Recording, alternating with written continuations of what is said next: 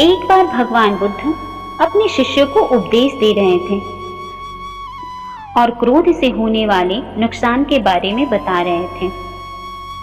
उन्होंने कहा कि गुस्सा करने वाले व्यक्ति क्रोध का विष तो खुद पीता है, लेकिन मरने की आशा किसी और से करता है। क्रोध एक ऐसा विष है जिससे वह व्यक्ति तो नहीं मरता, लेकिन उसके रिश्ते और भविष्य जरूर मर जाते हैं। कि तभी महात्मा बुद्ध की ये सारी बातें एक सनकी व्यक्ति सुन रहा था। उसको बुद्ध के विचार बिल्कुल अच्छे नहीं लगे। भगवान बुद्ध क्रोध के विषय पे बोल अवश्य रहे थे, पर उनका चित्त बिल्कुल शांत था। इस बात से उस सनकी व्यक्ति को और भी गुस्सा आया। वह सनकी आदमी वहां से उठा और भगवान बुद्ध को अपशब्द बोलने लगा और भगवान बुद्ध को अपमानित करने लगा। उस आदमी के इस व्यवहार से वहां पर उपस्थित सभी शिष्य भड़क गए, पर बुद्ध ने सभी को शांत किया और उस व्यक्ति से कहा कि तुम इस विषय पर कुछ और कहना चाहते हो।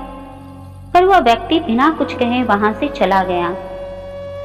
तब भगवान बुद्ध ने अपने शिष्यों को शांत करते हुए कहा कि इस व्यक्ति को बहुत सारी परेशानियां हो सकती हैं। उस व्यक्ति को लेकर मैं गुस्सा क्यों करूं? अगली सुबह जब तो वह भगवान बुद्ध को ढूंढ पास आया और उनके चरणों में गिर पड़ा। उसने कहा, महात्मा, मैं दुष्ट हूं जिसने कल आपका अपमान किया था, मुझे माफ कर दीजिए।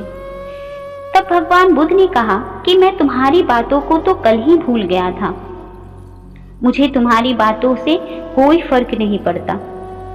मैं भला तुम्हारी बातों को जेहन में उतारकर खुद का नुकसान क्यों करूं? बातें तुम्हारी, सोच भी तुम्हारी और नुकसान मेरा हो, ये तो सही नहीं है। इतना सुनते ही सनकी आदमी बुद्ध के चरणों में रोने लगा। तब बुद्ध ने उस व्यक्ति को समझाते हुए कहा कि किसी की बातों को लेकर बैठने से हमारा जीवन और भविष्य दोनों की गति रुक जाती है।